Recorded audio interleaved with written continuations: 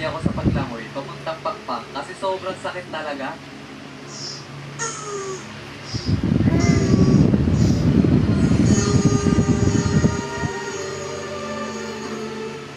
Ang sunod ko naman na peklat dito sa akin paa, ay banda dito sa akin talampakan.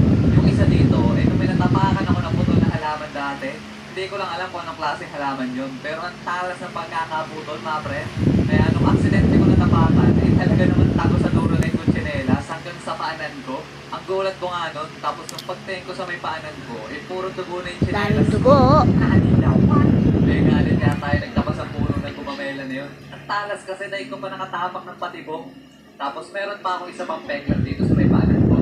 Eto, inatumalan ako sa may puno. Tapos doon ako napalanding sa may buko. Natakot ko nga ng mga oras na yun. Kasi nung pagtingin ko, ang laki ng sugat. Talaga naman dalas dali ako.